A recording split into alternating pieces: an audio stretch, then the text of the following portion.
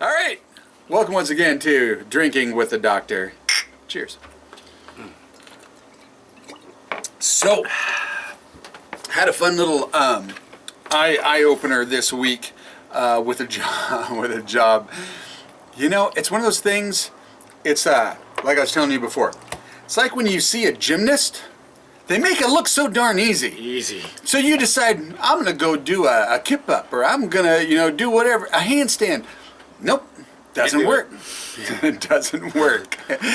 And we had one of those jobs with a patio cover that it's this cool plastic chamber tube thing, and you can get it with ultraviolet shade and that kind of stuff, and that's what we did for this customer, and looks really nice now that it's done, and he was very appreciative. Cool. He sent me a text and said, man, that was awesome. It looks awesome.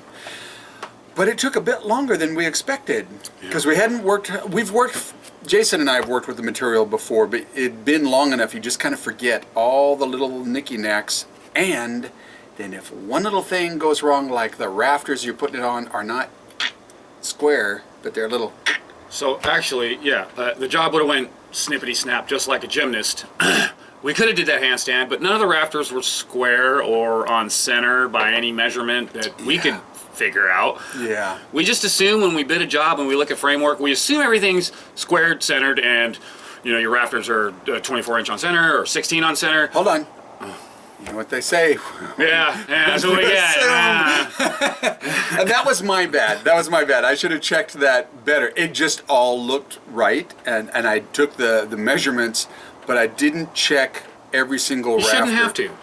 Yeah. When you build a framework of something, it's pretty easy to build to code framework. I mean, it's literally 24 inches on center is where you want your studs. At least from the roof up. That's all I know. I don't know anything about framing, but come on.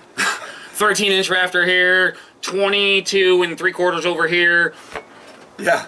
It was. So there was a lot of cutting and fitting, but it got all put together, and he's happy, and it looks beautiful. Mm-hmm. And but I thought it'd be a good thing to bring up, because sometimes as a homeowner, and I've fallen into this too, you say to yourself, well, why am I paying this guy so much to do this? I could do. Case in point, my front railing, the railing to my front door that I did, I thought I'll knock this out in a couple of hours.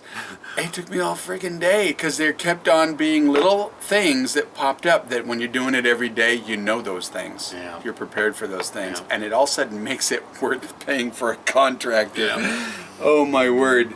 So, just maybe give you a little appreciation for some of those things you look around your house, and it might look real simple, but there's always some more things going into it. Always. So it might give a little more appreciation for what they did. Or it could turn into a bitch session like what we seem to be doing every time. Yeah, right. Where you complain about something somebody else did. Next week we'll promise to be more positive. There you go. And on that, happy Friday.